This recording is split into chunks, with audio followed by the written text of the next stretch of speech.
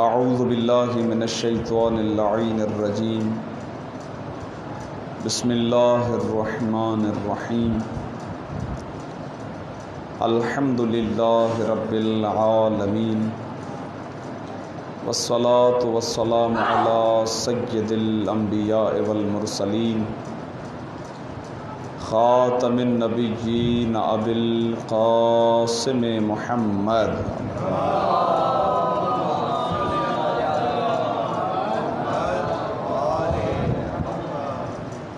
وعلى أهل بيته الطيبين الطاهرين الذين أذهب الله عنهم الرجس وطهرهم تطهيرا اللهم صل على محمد لا سيما بقية الله في الأرضين روحي وأرواح العالمين لتراب مقدمه الفداء واللعنة الدائمة على أعدائهم أجمعين من يوم عداوتهم إلى قيام يوم الدين بسم الله الرحمن الرحيم اللهم كل وليك الحجة ابن الحسن صلواتك عليه وعلى آبائه في هذه الساعة وفي كل الساعة وليا وحافظا وقائدا وناصرا ودليلا وعينا حتى تسكنه أرضك طوعا وتمتعه فيها طويلا اللهم صل على محمد أما بعد فقد قال الإمام الحسين بن علي عليه الصلاة والسلام إني لم أخرج أشرا ولا بطرا ولا مفسدا ولا ظالما وإنما خرجت لطلب الإصلاح في أمة جدي وأريد أن آمر بالمعروف وأنهى عن المنكر وأسير بسيرة جدي وأبي علي بن أبي طالب صلوات محمد اس سے بھی بہتر درود ہدیہ کریں محمد والے میرے صاحب سے پوچھو اگر نیاز ہے تو ٹھیک ہے ورنہ میرے گھر نیاز رکھا ہوا ہے وہ منگوا لینا اذان گرامی قدر خمسہ مجالس کی آج یہ آخری مجلس اعزا اور جیسا کہ کل آپ کی خدمت میں عرض کیا تھا کہ اگر چاند نہ ہوا تو ہم حاضر ہیں تو چاند نہیں ہو پایا اسی وجہ سے آج 30 صفر آخری مجلس اعزا ہے انشاءاللہ کل سے پہلی ربیع الاول سے قبلہ مولانا روشن علی مشہدی صاحب سہ روزہ مجالس اعزا سے خطاب فرمائیں گے پھر 4 ربیع الاول سے 7 ربیع الاول تک قبلہ مولانا ابو الحسن رضوی صاحب مجالس اعزا سے خطاب فرمائیں گے انشاءاللہ اور یہ سلسلہ اعزا 7 ربیع الاول تک جاری و ساری رہے گا ایام اعزا کے بہرحال یہ آخری دن ہیں اور میں بارہا ان جملوں کا تکرار کرتا ہوں اسی منبر سے کہ یہ ہمارے لیے خوش نصیبی ہے کہ اس مسجد و امام بارگاہ میں مسلسل ایام اعزا کی مناسبت سے مجالس اعزا کا سلسلہ جاری و ساری رہتا ہے آج ایک برادر مومن سے ہماری ملاقات ہوئی کسی طرح انہیں پتہ چلا اس سلسلے کا تو وہ کہہ رہے تھے کہ ہم ایک ایسی مسجد میں نماز پڑھنے کے لیے جاتے ہیں جہاں بمشکل 10 دن کوئی عشرہ ہو جائے تو ٹھیک 11 محرم کے بعد کوئی پتہ ہی نہیں چلتا ہے کہ محرم بھی ہے ایام اعزا بھی ہیں امام حسین بھی ہیں کہہ رہا کوئی پتہ ہی نہیں چلتا ہے کہہ رہا تھا کہ آپ کے ہاں ماشاءاللہ مسلسل ہم نے سنا کہ ایام اعزا ہو رہا ہے تو ایسا کوئی طریقہ ہو جائے کہ ہمارے ہاں بھی یہ سلسلہ جاری ہو جائے البتہ بہرحال ہم نے کوشش کی کیونکہ ہمیں دیر سے پتہ چلا تو آخری 8 دن کی مجالس اعزا وہاں پر رکھی گئیں تو یہ بتانے کا مقصد فقط یہ ہے کہ یہ بہت بڑی بات ہے یہ جو مسلسل آپ استفادہ کر رہے ہیں اور فرش اعزا بچھ رہا ہے یہ بہت بڑی بات ہے ہمیں بسا اوقات بعض چیزوں کا احساس نہیں ہوتا ہے کیونکہ وہ چیزیں ہمارے پاس موجود ہوتی ہیں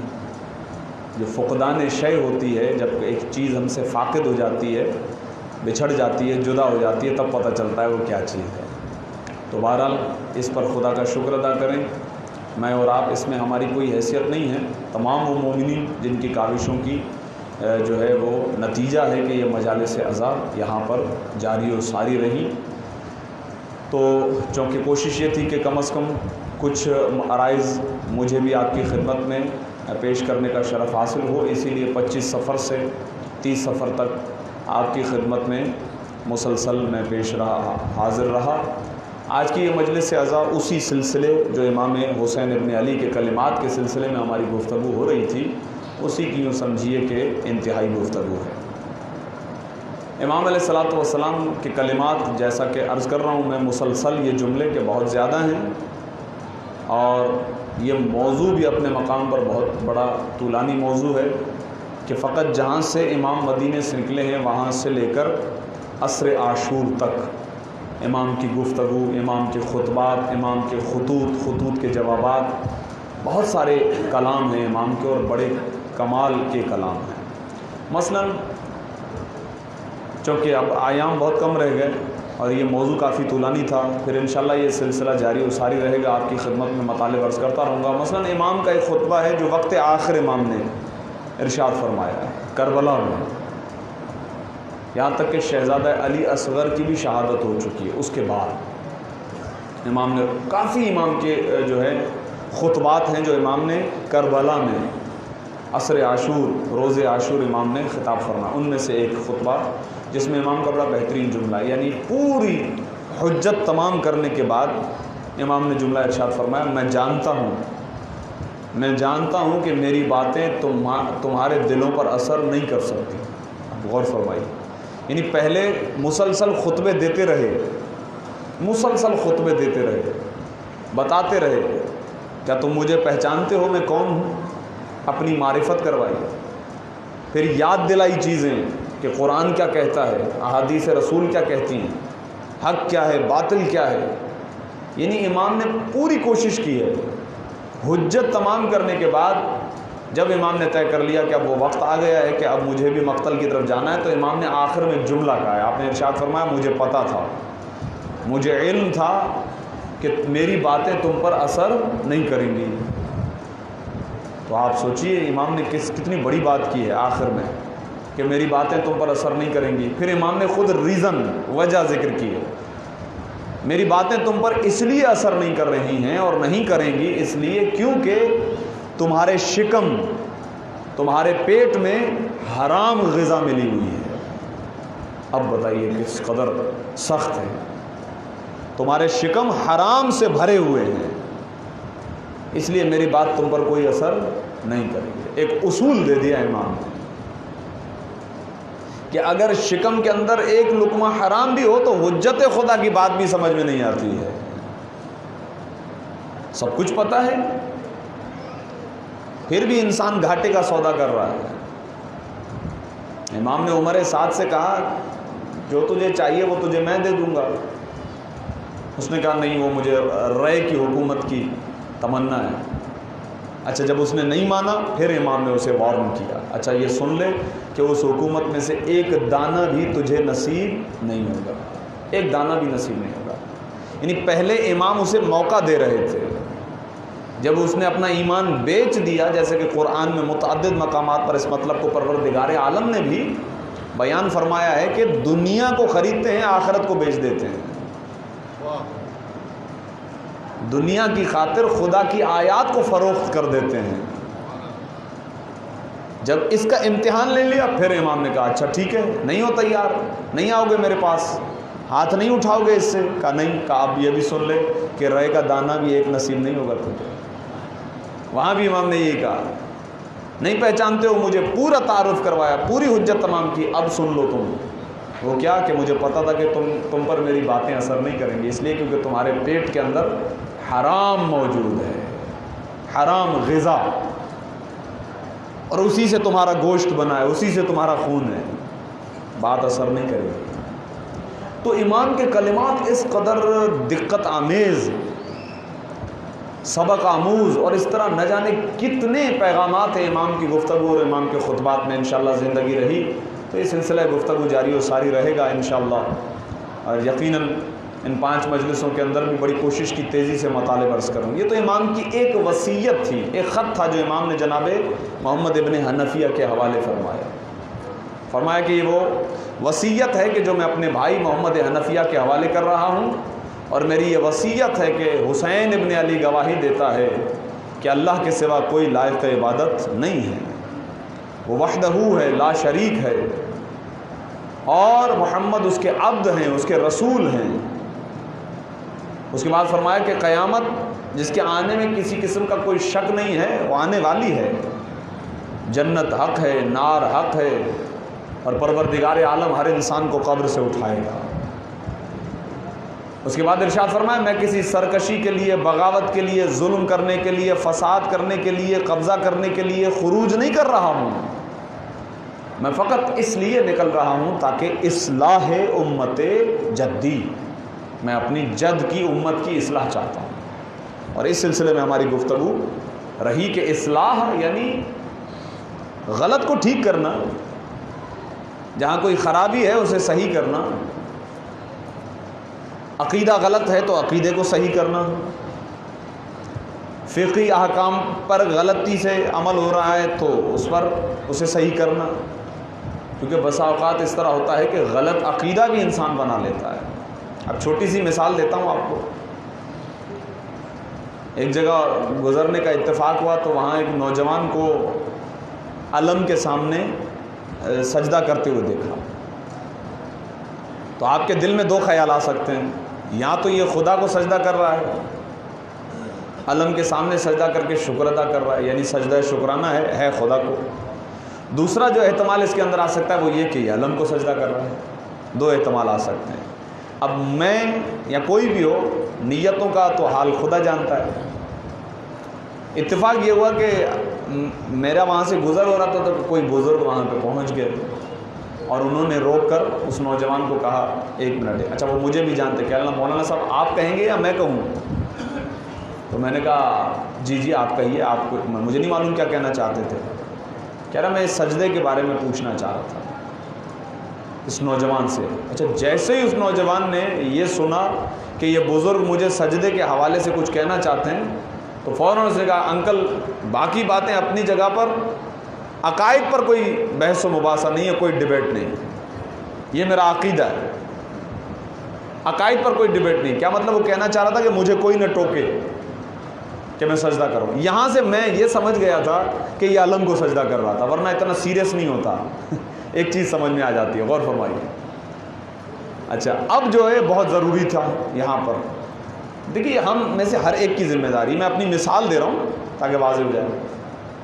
اس سے سمجھ میں آ گیا کہ واقعاً وہ خدا کو سجدہ نہیں کر رہا تھا، وہ علم کو سجدہ کر رہا تھا۔ ہے بھی اہل بیت کا ماننے والا، لیکن عقیدے میں غلطی ہو گئی۔ یہ ہے نا عقیدے میں غلطی ہے۔ اگر آپ کتاب منہاج الصالحین میں آغائے سیستانی کے شرعی مسائل جو سجدے کے سلسلے میں انہوں نے پیش کیے ہیں، اگر آپ ان کا مطالعہ کریں تو سجدے کی دو قسمیں انہوں نے بتائی ہے، سجدہ تعبدی اور دوسرا شکر کے حوالے سے، شکرانے کا سجدہ۔ کہا چاہے تعبدی ہو چاہے شکرانے کا ہو، یعنی تعظیمی بھی تعبدی میں چلا جاتا ہے۔ ایک قسم سے تعظیمی یعنی کسی کی عظمت کے سامنے سجدہ کرنا، تعبدی کسی کو خدا سمجھ کر سجدہ کرنا۔ آغا سیستانی فرماتے ہیں کوئی بھی سجدہ ہو، تعبدی ہو، تعظیمی ہو، تشکری ہو، کوئی بھی ہو، غیر خدا کو جائز نہیں ہے۔ اللہ کے علاوہ کسی کے سامنے پیشانی نہیں جھک سکتی ہے۔ حدیث رسول بھی ہے، اگر غیر خدا کو سجدہ جائز ہوتا تو میں سب سے پہلے بیوی کو حکم دیتا کہ وہ اپنے شوہر کو سجدہ کرے۔ یہ جملہ شرطیہ ایک قسم کا، اگر غیر خدا کو سجدہ جائز ہوتا، یہ جملہ بتا رہا ہے کہ غیر خدا کو سجدہ جائز ہی نہیں ہے۔ اب آپ کے ذہن میں سوال آئے گا، کیونکہ ماشاءاللہ آپ زیارتیں بھی کر چکے ہیں، ہزاروں لوگوں کو آپ نے دیکھا ہوگا، کبھی مولا علی کے حرم پر سجدہ ریز ہوں گے دروازے پر، اور کبھی مولا عباس کے روزے پر ہوں گے، کبھی امام حسین کے روزے پر ہوں گے، سجدہ ریز ہوں گے۔ تو یہ تو طے ہے کہ آپ کو نہیں پتہ اس کی نیت کیا ہے۔ تو اگر وہ تعبدی سجدہ کر رہا ہے، یعنی حضرت عباس کو سجدہ کر رہا ہے، امام حسین کو سجدہ کر رہا ہے، ان کی زری کو سجدہ کر رہا ہے، جائز ہی نہیں ہے، جائز ہی نہیں، اس لیے کہ سجدہ غیر خدا کو جائز ہی نہیں ہے۔ ہاں اگر یہ نیت ہے امام حسین ابن علی کے حرم پر پہنچنے کے بعد پیشانی سجدے میں رکھی، پروردگار تیرا شکر ہے کہ تو نے مجھے مولا حسین کی زیارت نصیب فرمائی ہے، تو یہ تو ڈبل عبادت ہے۔ اللہم صلی۔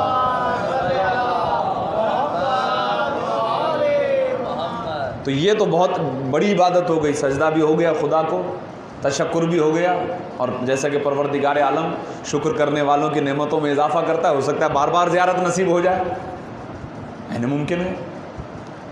تو اس نوجوان نے کہا کہ انکل ڈیبیٹ نہیں ہوگی کوئی بھی عقائد پر۔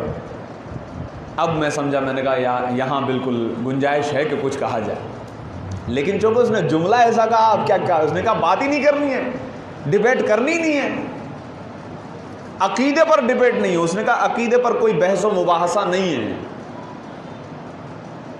اچھا، جب میں نے کہا، اس نے یہ کہا تو میں نے کہا اس کا مطلب آپ یہ کہنا چاہتے ہیں کہ اللہ نے حضرت آدم سے لے کر 12ویں امام تک جتنے بھی اپنی حجتوں کو بھیجا، یہ انبیاء 1,24,000 آئے، یہ بیکار میں آئے، کیونکہ یہ آئے کیوں تھے؟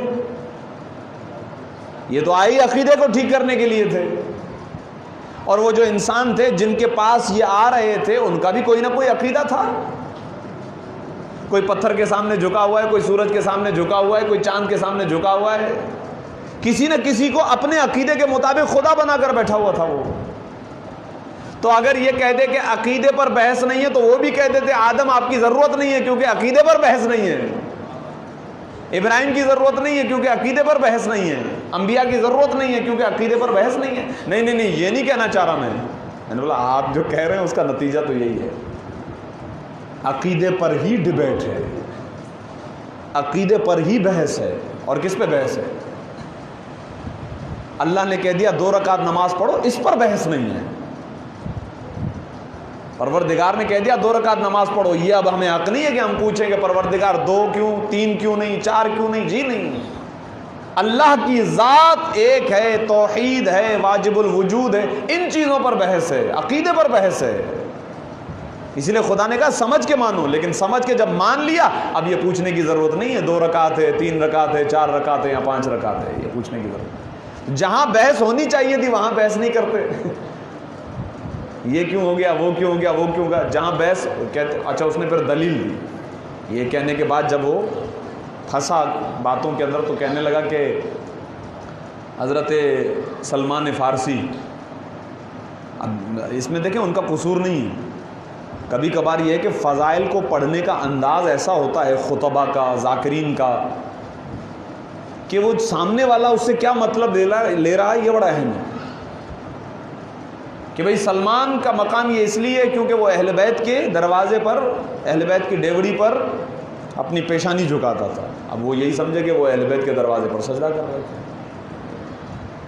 اے مولانا آپ ہمیں کہہ رہے ہیں سلمان ساری زندگی جناب زہرا کے دروازے پر سجدہ کرتے رہے، میں نے بولا آپ کو پتہ ہے، پکا ہے، یقین ہے، قرآن پہ ہاتھ رکھ کے آپ کہہ سکتے ہیں کہ وہ سجدہ جو ہے وہ جناب زہرا کے گھر کو کر رہے تھے؟ نہیں، یہ پتہ نہیں ہے۔ میں نے بولا پھر یہاں نیت جو ہے، اگر غیر خدا کو سجدہ جائز ہوتا رسول نے ارشاد فرما دیا، اس کے بعد بھی سلمان اگر غیر خدا کو سجدہ کرتے تو رسول کہتے کہ سلمان ہم اہل بیت میں سے ہیں، ہرگز نہیں ہے۔ غیر خدا کو اگر سجدہ کیا جائے جائز ہی نہیں ہے۔ تو باقی نصیری کیا کر رہا ہے؟ نصیری کیا کر رہا ہے؟ غیر خدا کو سجدہ ہی تو کر رہا ہے، اس لیے کہ وہ مولا علی کو خدا مانتا ہے۔ تو ہماری فقہ کے اندر، ہماری شریعت کے اندر وہ کافر ہے، اس لیے کافر ہے کیونکہ خدا کے علاوہ کسی کی بندگی جائز ہی نہیں ہے۔ خدا وحدہ لا شریک ہے، اس کی عبادت میں، اس کی صفات میں کوئی اس کا شریک نہیں ہے۔ ہاں، ان ہستیوں کو اس نے اپنی معرفت کے لیے بھیجا، یہ الگ چیز ہے۔ یہ چھوٹی چھوٹی چیزیں ہوتی ہیں لیکن اپنے مقام پر بڑی اہمیت کیا ہے۔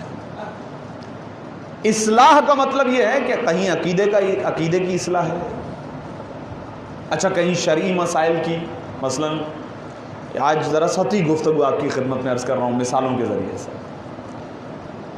مثلا جب یہاں آپ کی خدمت میں حاضر ہوا تو میں نے توضیح المسائل کے شرعی مسائل طہارت سے شروع کیے تھے، بین المغربین۔ آج کل نہیں بیان ہو رہے، 9 ربیع الاول کے بعد انشاءاللہ دوبارہ بیان کرنا شروع کروں گا، چونکہ وقت کا ہے کہ پھر مجلس بھی ہونی ہوتی ہے، 1-2 مسئلے آ جاتے ہیں اس کے اندر۔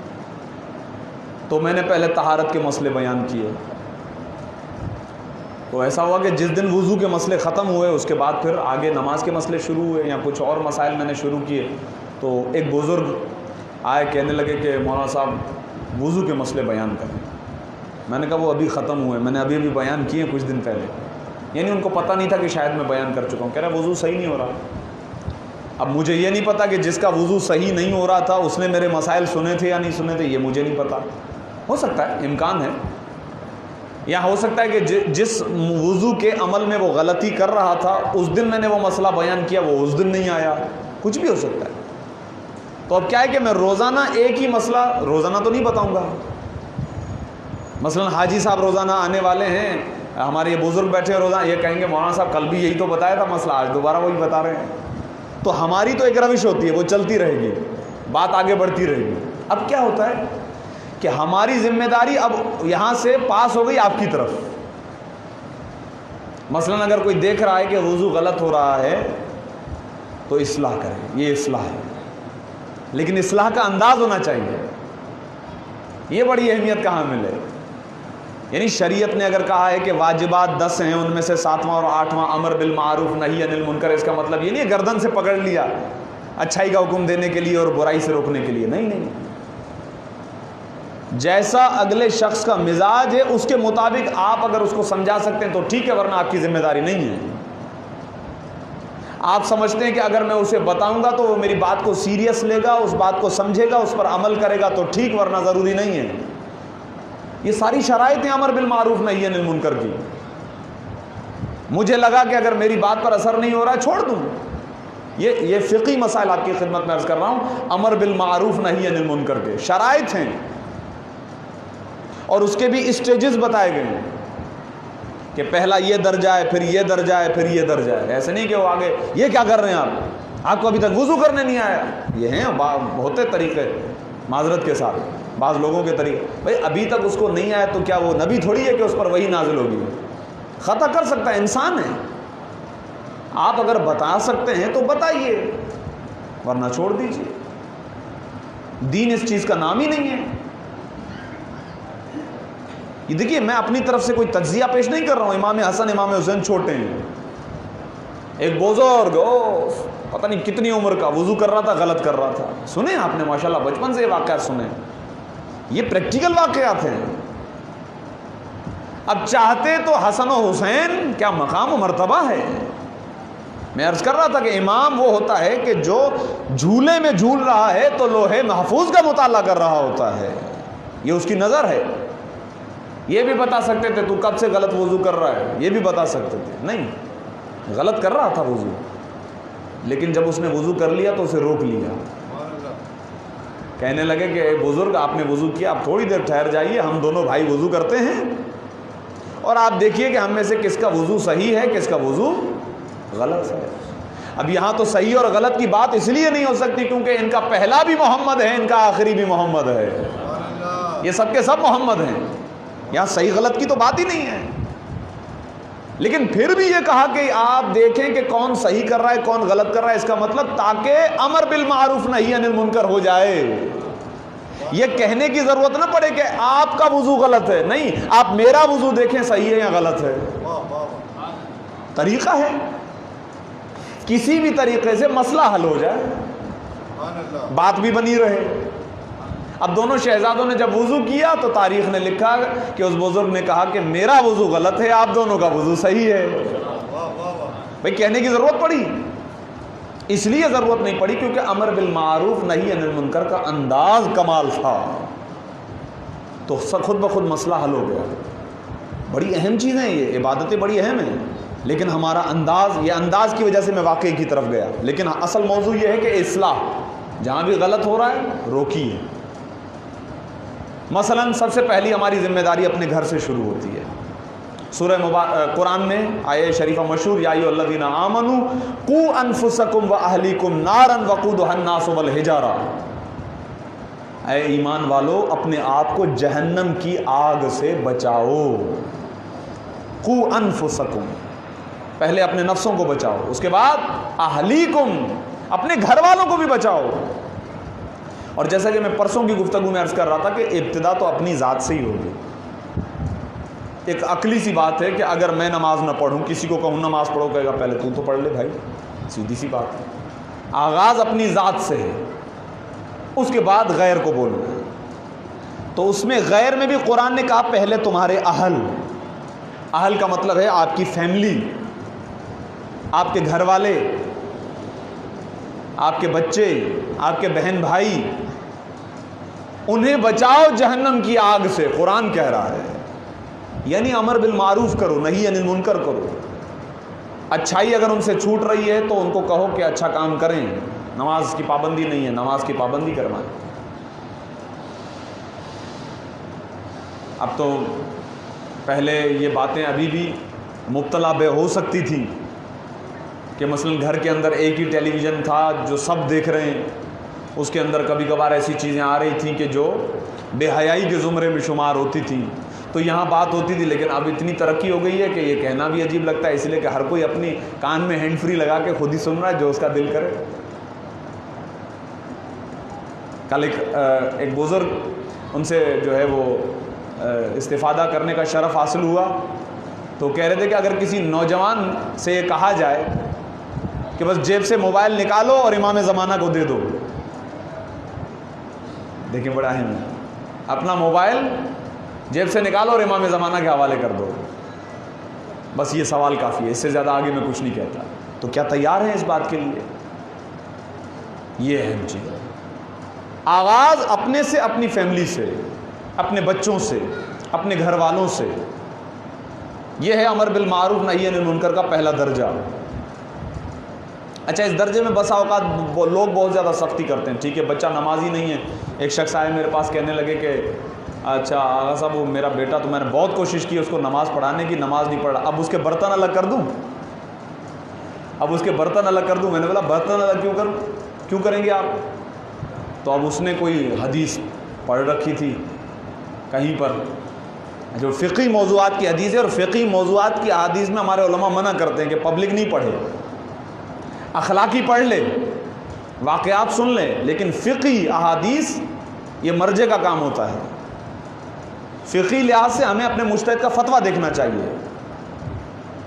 یہ بڑا اہم پیغام آپ کی خدمت میں عرض کر رہا ہوں. کہنے لگا کہ اس کے برتن الگ کر دوں، وہ میرا کہنا مانتا ہی نہیں ہے، نماز تو پڑھتا ہی نہیں ہے، تو برتن الگ کر دوں. میں نے بولا کیوں، خیریت؟ کہا وہ تو کافر ہو گیا نا. کہنے لگا وہ تو کافر ہو گیا نا. اچھا، میں نے کہا یار یہ کہاں لکھا ہوا ہے کافر ہو گیا؟ چونکہ میرا سوال اس لیے بنتا تھا کیونکہ میرے سامنے تو مراجعین کے فتاویٰ تھے، اسی لیے میں سوچا شاید یہ کہیں نہ کہیں سے کہہ رہے ہیں، کسی مجتہد کی تقلید کرتے ہوں گے. کم از کم آغا سیستانی کے، آغا خوئی کے مسائل تو میرے ذہن میں تھے، تو میرے تو ذہن میں ایسی کوئی بات نہیں آئی کہ مثلا نماز نہ پڑھنے والا کافر ہو. ایسا میں نے کہیں فقہی مسئلہ نہیں دیکھا تھا، تو میں نے پوچھ لیا. اللہ خیریت، یہ آپ نے کہاں پڑھا؟ تو اس نے حدیث دکھا دی. اب یہاں تو یہ بھی نہیں کہہ سکتے کہ حدیث غلط ہے اور فتویٰ صحیح ہے، بڑا سخت مسئلہ ہے. اچھا، حدیث یہ بھی نہیں کہہ سکتے کہ غلط تھی، حدیث تھی تاکید پر دلالت کرتی تھی. اور فرمائیے گا، یہ ذرا بڑا سخت موضوع ہے، ایسے موضوعات کو اکثر چھیڑا ہی نہیں جاتا ہے. فقہ کے سلسلے کی حدیث تھی. اب کہیں سے اس نے حدیث مجھے پڑھ کے سنائی، حوالہ تو نہیں دیا اس نے، لیکن اس نے کہا کہ حدیث میں نے سنی ہے کہ جو نماز نہیں پڑھتا وہ مثلاً عجیب جملے کہ وہ کتے سے بھی زیادہ جو ہے وہ نجس ہے. اس طرح کا اس نے جملہ مجھے سنا دیا. اچھا، میں نے انکار نہیں کیا، اس نے کہا حدیث ہے، میں نے کہا ٹھیک ہے. میں نے اس کو بتایا، میں نے کہا بھائی بات یہ ہے کہ یہ نماز کی اہمیت پر دلالت کرتی ہے حدیث، لیکن یہ آپ نے فقط ایک حدیث سنی ہے، آپ نے فقط ایک حدیث سنی ہے. اس ایک حدیث سے رزلٹ مت نکالیں. آپ ایک حدیث سنتے ہیں اور مراجعین نے اس طرح کی ہزاروں حدیثیں دیکھ رکھی ہوتی ہیں، ان کے سامنے ہزاروں حدیثیں ہوتی ہیں، اور آپ اور میں وہاں آپ کی رسائی نہیں ہے. اس لیے کیونکہ ہمارے پاس علم نہیں ہے کہ اگر دو حدیثیں آپس میں مل جائیں.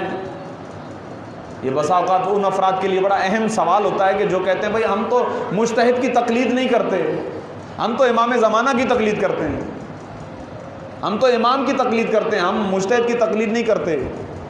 اور پھر ہم پر ہنستے ہیں، یعنی جو ہم تقلید کرنے والے ہیں ان پر ہنستے ہیں، کہتے ہیں کہ قیامت کا دن آئے گا، خدا ہم سے سوال کرے گا کہ تم نے عمل کیا کہاں سے؟ تو ہم کہیں گے کہ 5ویں امام نے کہا، 6ٹھے امام نے کہا، 7ویں امام نے کہا. اور یہ تقلید کرنے والوں سے سوال کیا جائے گا تم نے عمل کیا؟ تو یہ کہیں گے آغا سیستانی نے کہا.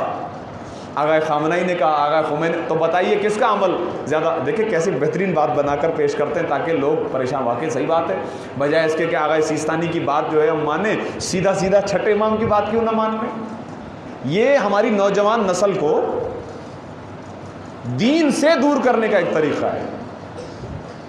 اس پر ایک سوال میں آپ کی خدمت میں عرض کرتا ہوں، ایک سوال بس۔ وہ افراد جو کہتے ہیں کہ تقلید نہیں کرنی چاہیے، تقلید تو امام کی ہوتی ہے، ان سے ایک سوال، مثلا ان کے سامنے یہ تو ایک حدیث پڑھتے ہیں کہیں کہیں سے، 2 حدیثیں آ جائیں، مثال دے رہا ہوں، یہ صرف سمجھانے کے لیے مثال ہے، 2 حدیثیں آ جائیں، ایک میں لکھا ہوا ہے کہ 5ویں امام نے فرمایا کہ مور کھانا حلال ہے، 6ٹھے امام نے فرمایا کہ مور کھانا حرام ہے۔ اب بتائیں کس کی تقلید کریں گے؟ سوال ذہن میں آیا؟ ایک ہی موضوع کے بارے میں 2 حدیثیں، دونوں حدیثیں ایک دوسرے سے ٹکرا رہی ہیں، ایک میں لکھا ہوا مور کھائیے حلال ہے، 6ٹھے نے کہہ دیا مثلا مثال دے رہا ہوں، اور ہیں ایسی حدیثیں، ایک نہیں بہت زیادہ ہیں۔ 6 سال مدرسے کے اندر کتاب پڑھائی جاتی ہے شرح لما، شرعی مسائل پر، پتہ نہیں کتنی حدیثیں آ جاتی ہیں، 5ویں امام نے ایک کہا، 6ٹھے امام نے کیا کہا، 2 باتیں ایک دوسرے سے ٹکرا رہی ہیں۔ اچھا میں نے ایسا سوال کر دیا، نوجوان مجھے غور سے دیکھ رہے ہیں، میں آپ سے پہلے آپ کا عقیدہ پوچھتا ہوں، کیا ایسا ہو سکتا ہے کہ امام کی باتیں آپس میں ٹکرائیں؟ عقیدہ تو طے نا، میں پہلے ایمان تو مضبوط رکھوں، یہ ہو نہیں سکتا۔ ابھی تو میں نے کہا اولنا محمد و آخرنا محمد، ان کی باتیں آپس میں ٹکرا نہیں سکتی ہیں، بات ایک ہی ہوگی، یا پہلی والی حدیث صحیح ہوگی یا دوسری والی۔ تو اب یہ جو کہہ رہا ہے کہ میں امام زمانہ کی تقلید کرتا ہوں، لے آئیے اس کو 2 حدیثیں دیجیے اور کہیے جاؤ امام زمانہ سے پوچھ کر آؤ دونوں میں سے صحیح کون سی ہے۔ یہ کون بتائے گا؟ 2 حدیثیں، یہ میں نے ایک مثال پیش کی ہے، واقعی ایسی سینکڑوں مثالیں ہیں، اور نہ فقط آج کے زمانے میں، امام معصوم کے زمانے میں آ رہے ہیں لوگ، امام کے چاہنے والے، مولا ہمیں سمجھ میں نہیں آ رہا، آپ کے ہی طرف سے 8ویں امام نے فرمایا یہ حلال ہے، 8ویں امام نے فرمایا یہ حرام ہے۔ اب بتائیے، آج تو دولت مند لوگ ہیں بھائی، ٹھیک ہے ایک ملک سے دوسرے ملک گھنٹوں میں سفر ہو گیا، پرانے زمانے میں تو یہ ممکن بھی نہیں ہے، تب تک ہماری نمازوں کا کیا ہوگا، حرام کا کیا ہوگا، حلال کا کیا ہوگا؟ مولا 2 باتیں آپ کی طرف سے آئی ہیں، ایک میں لکھا ہوا حلال ہے، ایک میں لکھا ہوا حرام ہے۔ تو مولا سے ملاقات اس زمانے میں تو تھی نا، تو اسی زمانے میں یہ مسئلہ بھی تھا، تو بتائیے آج کے زمانے میں اس کا کیا حال ہے؟ یہ ان لوگوں کے لیے جو یہ تقلید اور مراجعین کے خلاف گفتگو کرتے ہیں۔ آج نظام امر بالمعروف نہی عن المنکر کا قیام مراجعین کے ذریعے سے قائم ہے، مجتہدین کے ذریعے سے قائم ہے، ہمارے اعمال صحیح سمت جا رہے ہیں، اطمینان سے بیٹھے ہوئے مراجعین کی وجہ سے۔ آپ کے پاس کیا علاج ہے؟ میرے پاس کیا علاج ہے اس کا؟ 2 حدیثیں آ گئی ہیں، دونوں بالکل یہ کہہ رہے ہیں حلال ہے، یہ کہہ رہے ہیں حرام ہے۔ تو عقیدہ تو طے ہے، وہ طے ہے، وہ یہ کہ 2 باتیں نہیں ہو سکتی، اہل بیت کی بات تو ایک ہوگی، یا حلال ہوگا یا حرام ہوگا۔ اگرچہ نام ہے فقہ جعفری، تو فقہ جعفری کا ہرگز یہ مطلب نہیں ہے کہ امام جعفر صادق کا کوئی اپنا مذہب ہے، نہیں، جو فقہ جعفری ہے وہی فقہ باقری ہے، جو فقہ باقری ہے وہی فقہ عابدی ہے امام زین العابدین کی، وہی فقہ حسنی ہے، وہی فقہ حسینی ہے، وہی فقہ علوی ہے، وہی فقہ محمد مصطفیٰ ہے۔ اللہم صلی اللہ، فقہ ایک ہے، ہمارے پاس حدیث ہے حلال محمد حلال الی یوم القیامہ، حرام محمد حرام الی یوم القیامہ، جو رسول حرام کر کے گئے قیامت تک حرام ہے، جیسے رسول حلال بنا کر گئے وہ قیامت تک حلال ہے۔ تو کیسے ہو سکتا ہے کہ 12 اماموں کی احادیث آپس میں ٹکرائیں؟ جو دشمن قتل کر سکتے ہیں امام کو، کیا وہ اتنا چھوٹا سا کام بھی نہیں کر سکتے کہ ایک جھوٹی حدیث بنا کے اس کے آغاز میں لکھ دیں کہ امام 5ویں امام نے فرمایا؟ یہ ہے اس مسئلے کا وجہ، یہ ہے کہ جن دشمنوں نے اہل بیت سے بغض کیا انہوں نے ایک کام یہ کیا کہ آپ کی حدیثوں کو ملا دیا۔ 5ویں امام کے زمانے میں محمد ابن مسلم، بہت بڑا نام، امام محمد باقر کے ساتھی قریبی، جن کے بارے میں میرے 5ویں امام کا جملہ ہے، اگر یہ نہ ہوتے تو ہمارے جد کا دین ختم ہو جاتا۔ محمد ابن مسلم، جناب زرارہ ابن عایون، یہ سارے نام ہیں جن کی محنتوں کی وجہ سے آج یہ سلسلہ قائم ہے. 5ویں امام فرما رہے ہیں. یہ کوئی ہم تجزیہ نہیں کر رہے کہ یار آپ نے کسی غیر معصوم کو اتنا بڑا جملہ. امام فرما رہے ہیں اگر یہ نہ ہوتے تو ہمارا دین نہیں بچتا, ہمارے جد کا دین چلا جاتا. انہوں نے اتنی محنت کی.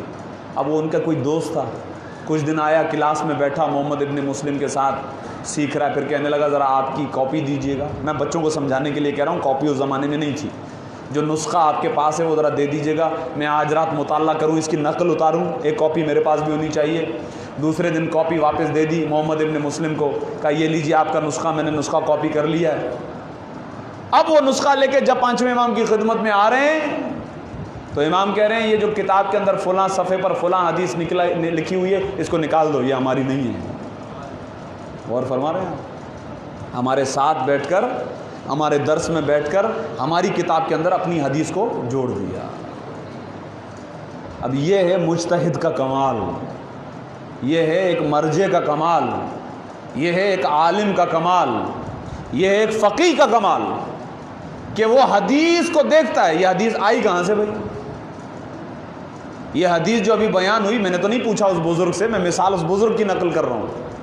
بھائی کہاں سے آپ نے حدیث دیکھی؟ آج تو بچے کہیں گے واٹس ایپ سے, آج کل کا یہی ہے, واٹس ایپ سے آئی, وہاں سے وہاں نقل کر دی.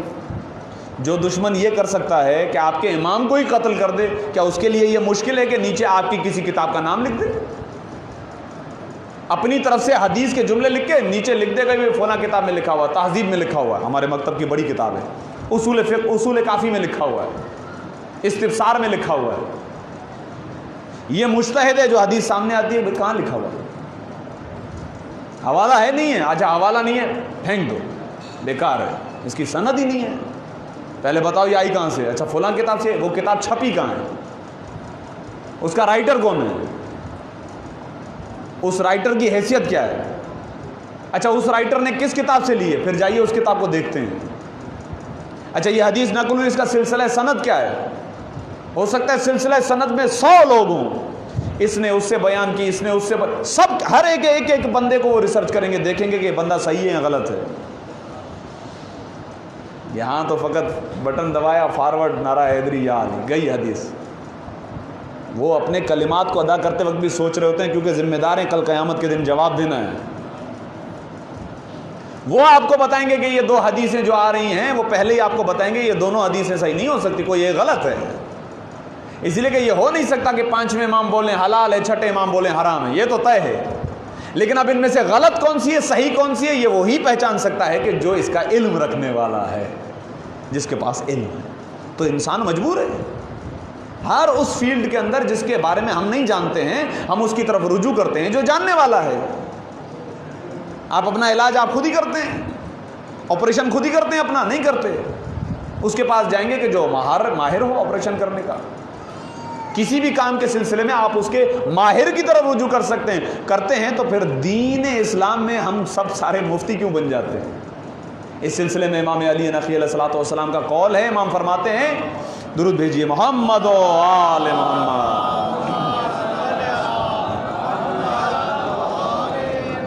امام فرماتے ہیں کہ اگر لو سکت الجاہل, اگر جاہل خاموش رہ جائے, مختلف الناس, لوگوں میں جھگڑا ہی نہ ہو. جاہل اگر خاموش رہ جائے, بیٹھ جائے, خاموش بیٹھ جائے, تو لوگوں میں جھگڑا, فتنہ, فساد ہو ہی نہ, کوئی اختلاف نہیں.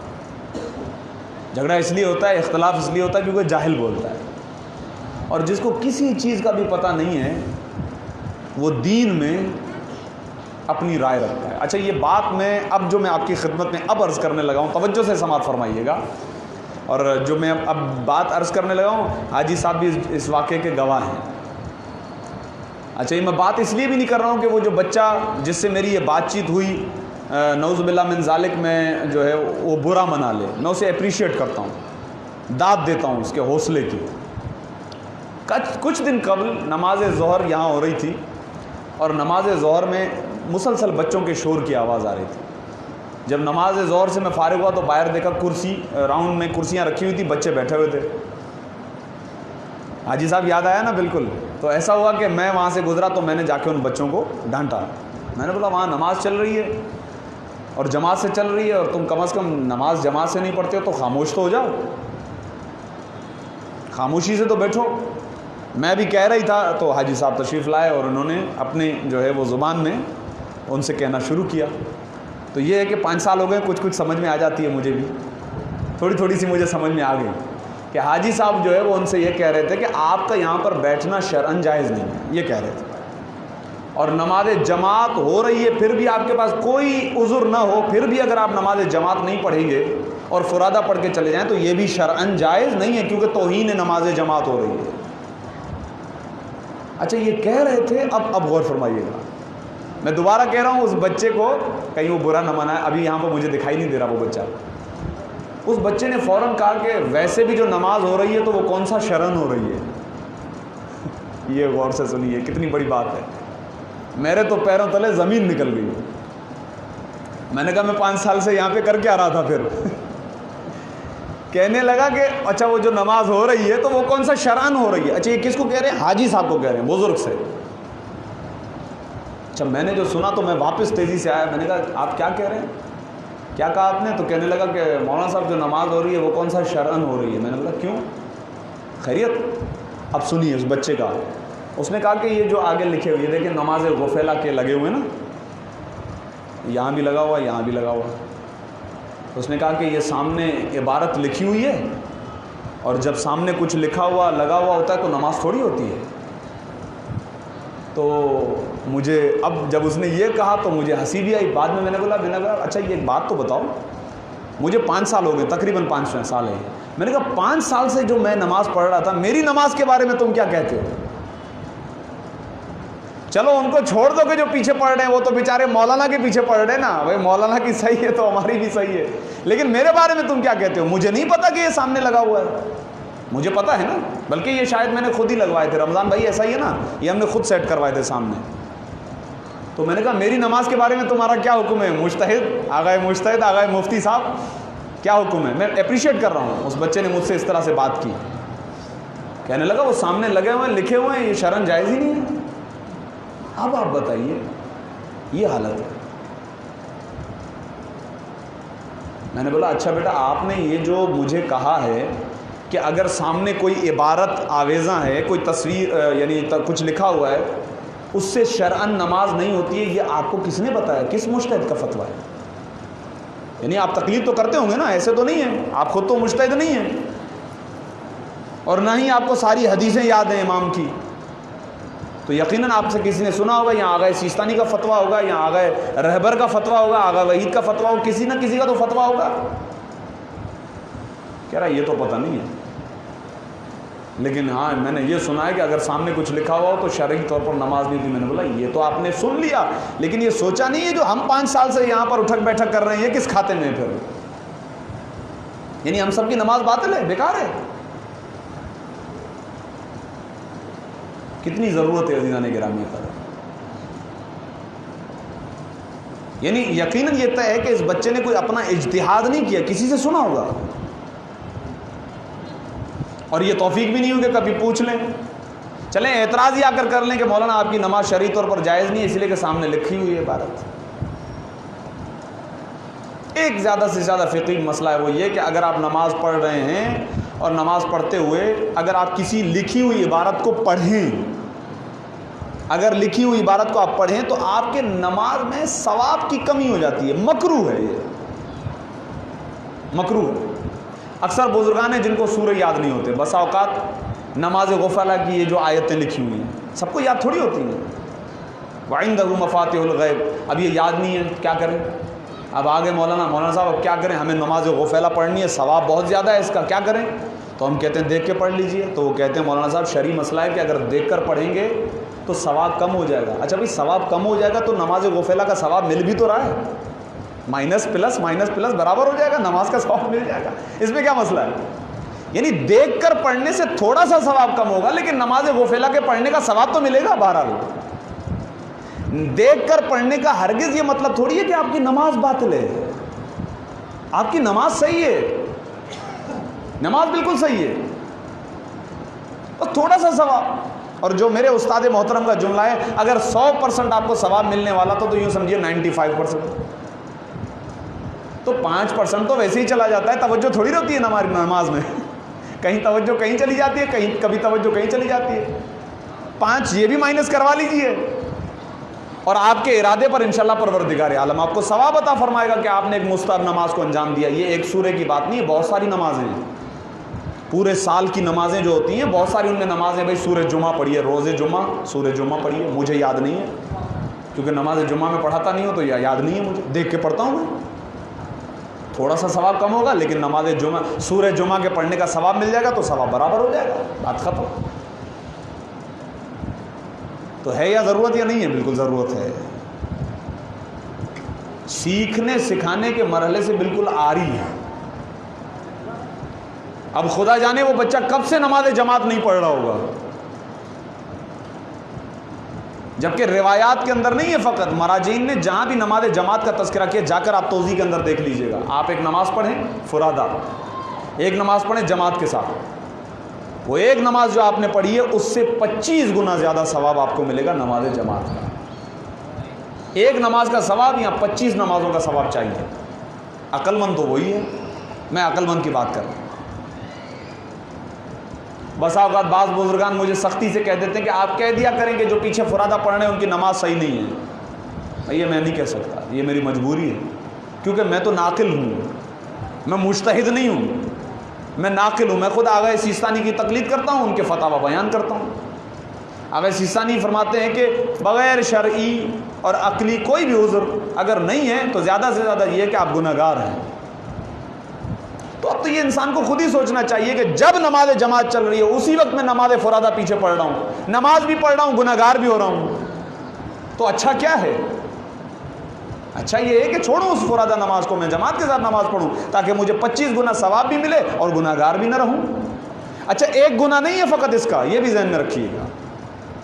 پہلا گناہ تو یہ ہے کہ کوئی عذر نہیں ہے پھر بھی پیچھے پڑھ رہے ہیں، تو اس کا مطلب نماز جماعت کو حقیر سمجھا، توہین نماز جماعت کی. پھر مسجد کی توہین ہے کیونکہ مسجد نماز جماعت کے لیے ہوتی ہے، پھر اس کی توہین ہو گئی. نمازیوں کی توہین ہے، پیش امام کی توہین ہے. یہ ساری توہینیں ملائیے تو نہ جانے کتنا گناہ جمع ہو جاتا ہے، ایک کے بعد ایک توہین. فرادہ نماز پڑھ رہے ہیں. اچھا میں نے پہلے جملہ پیش کر دیا کہ شرعی اور عقلی کوئی عذر، بیمار ہیں آپ کو جلدی جانا ہے، کسی کی کال آنے والی ہے، کوئی بلانے والا ہے، مولانا بہت ڈھیلی نماز پڑھاتے ہیں ہمیں جلدی ہے، تو الگ بات ہے، تو یہ الگ بات ہے. آپ کے پاس کوئی عذر ہے، ایسا عذر جو اللہ کو بھی سنا سکیں. مولانا کی کوئی ضرورت نہیں ہے، مولانا کو سنائیے نہ سنائیے برابر ہے. اللہ کی بارگاہ میں یہ عذر آپ کے قابل قبول ہوگا کہ میں اس لیے نہیں پڑھتا تھا مثلا کیونکہ مولانا نیند اتنا سلو پڑھاتے ہیں ہمیں نیند آ جاتی ہے سجدے. کوئی بھی عذر ہو سکتا ہے، میں مثال دے رہا ہوں. تو گناہ کتنے گناہ ہمارے ذمے، اس کے بعد فرادہ. تو میں آپ سے بھی سوال کر رہا تھا کہ وہ بچہ 5 سال سے نماز پڑھ رہا ہوگا تقریباً، اس لیے نہیں پڑھ رہا ہوگا ہمارے ساتھ نماز جماعت کیونکہ اسے یہی ہوگا. اچھا ایک چیز میں نے نوٹ کی، وہ عید کی نماز پڑھتا ہوگا ہمارے پیچھے، غور فرمائیے، نماز عید پڑھتا ہوگا. کیوں بھائی نماز عید میں یہ بینر ہم ہٹا دیتے ہیں کیا؟ یہ تو لگے رہتے ہیں. پھر آپ نماز عید کیوں پڑھتے ہو ہمارے پیچھے؟ دیکھیے عزیزان گرامی قدر، میں نے بہت ساری باتیں پھیلا دی اب گفتگو کو 2-4 لفظوں کے اندر کہ یہ ہم انہیں چھوٹی چھوٹی باتیں سمجھتے ہیں. اب دیکھیے میں نے جب اس کو پیش کیا کتنی بڑی بات ہے. وہ باقی سب کو یوں سمجھیے کہہ رہا تھا کہ ان کی نماز صحیح نہیں ہے، اس کے پاس کوئی سورس نہیں ہے یعنی حوالہ نہیں ہے، لیکن اسے یہ مسئلہ یاد ہے. میرا دل کرتا ہے کہ یہ اس نے کسی بزرگ سے سنا ہوگا، یہ بھی میں بتاتا ہوں، یقین سے میرا دل کہتا ہوگا، کیونکہ ہمارے پاس سارے مسائل ہمارے بزرگوں سے چلتے ہوئے آ رہے ہیں. میرے باپ نے بتایا، میرے باپ نے بتایا، ایک بھی مسئلہ ہم نے کتاب سے کھول کر نہیں پڑھا. دیکھیں میں سب کی بات نہیں کر رہا، جو کرتا ہوگا یہ بات خود بخود اس کی طرف چلی جائے گی. ٹھیک ہے، ماشاءاللہ جو پڑھنے والے ہیں وہ قابل داد ہیں. تو ہرگز میرا یہ مقصد نہیں کہ آپ سارے میرے سامنے بیٹھے تو میں سب کو کہہ رہا ہوں، خود بخود یہ بات اس کی طرف چلی جائے گی. میں جو وضو کر رہا ہوں وضو صحیح ہے یا نہیں صحیح، میں نے خود کبھی توضیح میں دیکھا، میں نے کبھی کسی عالم کو بتایا کہ میرا وضو صحیح ہے یا نہیں ہے؟ نہیں، ضرورت ہی نہیں ہے، جا رہے ہیں بس. میرے اور آپ کی کوئی حیثیت نہیں ہے. علامہ باقر مجلسی علیہ الرحمہ 80 برس کی انہوں نے زندگی پائی. جب وہ اس دنیا سے گئے تو جو کچھ انہوں نے کتابیں لکھی جب ان کتابوں کو، ان صفوں کو ان کی زندگی کے دنوں سے تقسیم کیا گیا تو ایسا جس دن سے پیدا ہوئے اس دن سے روزانہ 80 صفحات لکھے. اتنی محنت، روزانہ 80 صفحات، جبکہ یہ طے ہے کہ بچہ جس دن پیدا ہوتا ہے اس دن تھوڑی کتاب لکھتا ہے. تو کتنی رفتار ہوگی. بہار الانوار 110 جلدوں پر کتاب. جب زندگی کے آخری لمحوں میں آئے علماء کو جمع کیا اور علماء کو کہنے لگے کہ میں نے عبادتیں انجام دی ہیں، میرے کچھ عقائد ہیں، آپ مجھ سے سنیں صحیح ہے غلط ہے. علامہ باقر مجلسی علیہ الرحمہ،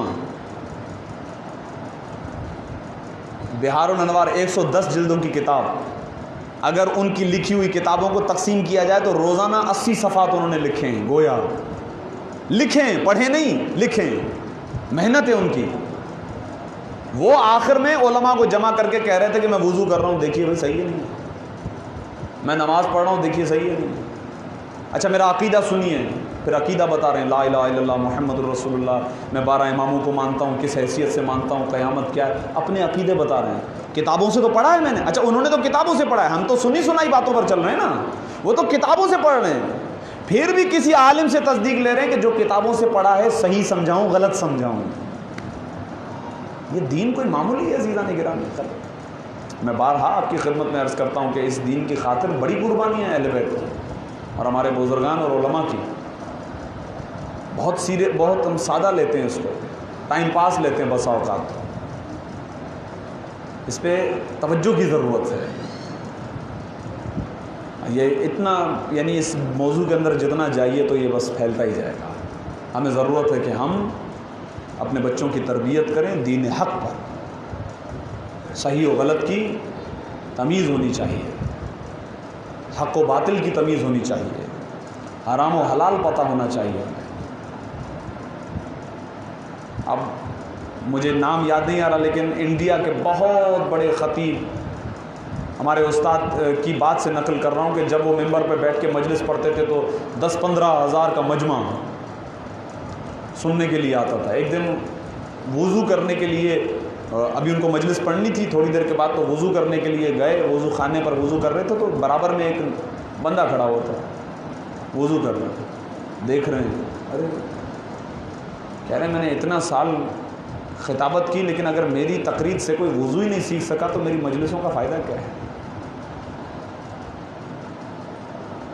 ہماری اولاد ہمارے ساتھ ساری زندگی رہے لیکن ہم سے وضو تک نہ سیکھ سکے تو فائدہ کیا ہے.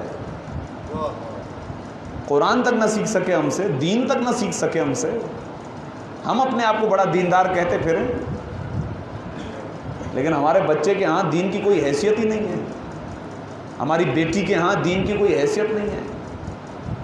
دین بس لکلکائے زبانی ہے، اگر رسم سے زیادہ کچھ نہ رہے تو عزیزان گرامی قدر قرآن کہہ رہا ہے یا ایھا الذین آمنوا قوا انفسکم واہلیکم نارا، اپنے آپ کو اور اپنے گھر والوں کو جہنم سے بچاؤ.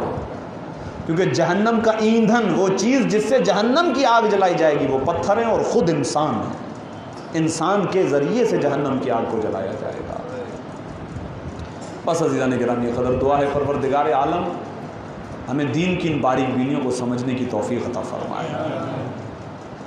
کربلا میں سید الشہداء امام حسین ابن علی کی قربانی کا سبب امام بیان فرما رہے ہیں، ارید ان آمر بالمعروف وانہا عن المنکر. میرا قیام اس لیے ہے تاکہ میں امر بالمعروف کروں، نہی عن المنکر کروں، برائی سے روکوں، اچھائی کا حکم. جہاں غلط ہو رہا ہے وہاں آگے بڑھ کے اس غلط کو ٹھیک کرنے کی کوشش کروں. جہاں اچھائی چھوڑی جا رہی ہے وہاں اچھائی کو رواج دوں، اچھائی کو بیان کروں. اب اس قربانی کے سلسلے میں، اس امر بالمعروف کے لیے، اس دین کے لیے سید الشہداء کسی بھی قربانی کے لیے تیار تھے. پہلی مجلس میں مقدمے میں جو سوال عرض کیا تھا اس کا جواب ہو گیا کہ ہم مجلس اعضاء میں کیوں بیٹھے ہیں؟ اس لیے کیونکہ مولا حسین نے قربانی دی ہے. مولا حسین نے کیوں قربانی دی ہے؟ تاکہ میں اصلاح امت کروں. تو فرش عزا پر بیٹھنے کے لیے ہماری نیت ہونی چاہیے کہ ہماری اصلاح ہو، ہماری ذات کی اصلاح ہو، کسی بھی حوالے سے اصلاح ہو، تاکہ سید الشہداء امام حسین ابن علی اگر ہم سے سوال کرے تو ہم اس کا جواب دے سکیں. واقعاً فرش عزا سے کچھ لیا ہے، مولا آپ کی قربانی ہے. میرے مولا نے اتنی قربانی دی ہے، ایک کے بعد ایک. وہ آپ کی خدمت میں واقعہ بچپن کا واقعہ بیان کرتا ہوں میں کہ رسول اسلام گلی سے گزر رہے، امام ایک بچے کے رونے کی آواز کانوں میں آ رہی، برداشت نہیں کر پائے، کہنے لگے اسے خاموش کرواؤ۔ صحابہ نے کہا یا رسول اللہ کافی بچے ہیں جو روتے ہیں، اس بچے کے رونے کی آواز آپ سے برداشت نہیں ہو سکی۔ کہا اس لیے کیونکہ اس کے رونے کی آواز میرے حسین کے رونے سے ملتی ہے، میں اپنے بیٹے حسین کے رونا برداشت نہیں کر سکتا۔ کل امام حسن کے حوالے سے عرض کیا تھا کہ امام حسن کا بھی رونا برداشت نہیں ہو رہا، امام حسین کا بھی رونا برداشت نہیں ہو رہا، لیکن آپ کیا اور میں اور آپ اندازہ لگا سکتے ہیں کہ میرے مولا حسین کس قدر گریہ کیا ہے امام حسین نے۔ باقی تمام گریوں کی فہرست اگر نہ بھی بیان کیا جائے تو یوم عاشور فقط ایک دن میرے مولا حسین کتنی مرتبہ روئے ہیں، کس قدر روئے۔ روایت یہ کہتی ہے شہزادے علی اکبر جب اجازت لینے کے لیے آئے تھے، وہ تو بڑا سخت مرحلہ تھا، لیکن وہ طاقت امامت تھی کہ یہاں شہزادے نے اجازت طلب فرمائی اور امام نے کہا اجازت ہے۔ لیکن اس کے علاوہ روایت کہتی ہے کہ جو بھی اذن جہاد لینے آتا تھا امام بہت گریہ کر فرماتے تھے۔ شہزادے قاسم کے لیے بالخصوص روایت ہے کہ جب شہزادہ قریب آیا، گلے سے لگایا، کہا چچا جان مجھے اجازت دیجیے۔ کہا بیٹا تجھے کیسے اجازت دوں، تیرے جسم سے مجھے میرے بھائی حسن کی خوشبو آتی ہے، تو میرے بھائی کی نشانی ہے، تجھے کیسے اجازت دوں۔ اب یہاں راوی کہتا ہے اتنا گریہ کیا حتی غشی علیہما، حسین ابن علی اور شہزادہ قاسم گریہ کر کر کے زمین پر گر پڑتے ہیں۔ گریہ یعنی قاسم کی، حضرت شہزادہ قاسم کی جدائی ایک غم ہے سید الشہداء کے لیے، لیکن دین ہے جس کے لیے شہزادہ قاسم جیسا بچہ قربان ہو رہا ہے۔ میں شہزادہ قاسم کے مصائب بیان نہیں کرنا چاہ رہا، ایک کیفیت بیان کر رہا تھا، اندازہ لگائیے۔ جب شہزادہ مقتل کے اندر آیا تو وہ دشمن جو یزید کی فوج میں تھے وہ کہتے تھے ایسا لگتا ہے کوئی 14ویں کا چاند آ رہا ہے۔ آپ اندازہ لگائیے جو دشمن کی نظر میں 14ویں کا چاند ہو وہ ماں کی نظر میں کیسا ہوگا، کیا اس کا مقام ہوگا۔ لیکن یہ دین ہے، دین کے لیے اگر قاسم جیسے شہزادوں کو بھی قربان کرنا پڑے تو قربان کر دیں۔ علی اکبر نے آواز دی تو کہنے لگے اے میرے بیٹے علی اکبر کچھ دکھائی نہیں دیتا، اب آواز دو مجھے۔ اون و محمد پر ماتم کیا ہے میرے مولا امام حسین نے، بہت روئے ہیں۔ شہزادی زینب کو بلا کر کہا اب تو گریہ کیجیے، میں خود ماتم کر رہا ہوں اون و محمد کا۔ شہزادے قاسم کے بعد کہ گریوں کی فہرست میں اگر دیکھا جائے تو شہزادہ علی اصغر کے پر، اور یہ وہ کیفیت تھی جس کے لیے میرے مولا امام حسین ارشاد فرماتے ہیں اے میرے شیعو کاش کہ تم کربلا میں ہوتے تو دیکھتے کہ میں نے اپنے 6 مہینے کے بچے کے لیے کیسے پانی مانگا ہے۔ یہ اذیت ہے، یہ دکھ ہے، یہ تکلیف ہے، جگر کٹ رہا ہے، لیکن دین ہے۔ اسی لیے وقت آخر میرے مولا نے ارشاد فرمایا تھا ترکت الخلق طرا لہواک، اے میرے پروردگار اب مجھے کوئی پرواہ نہیں ہے، میں نے پوری کائنات کو تیری محبت میں ٹھوکر مار دی ہے، اب مجھے کوئی پرواہ نہیں ہے کہ میری سکینہ یتیم ہو جائے، میری سکینہ تماچے کھاتی رہے، مجھے پرواہ نہیں ہے، تیرے دین کے لیے میں نے سب کچھ قربان کر دیا ہے۔ اس سے آگے کی منزل وہ ہے کہ جب جناب زینب کبریٰ کے سر سے ردا لوٹی جا رہی ہو، اللہ اکبر۔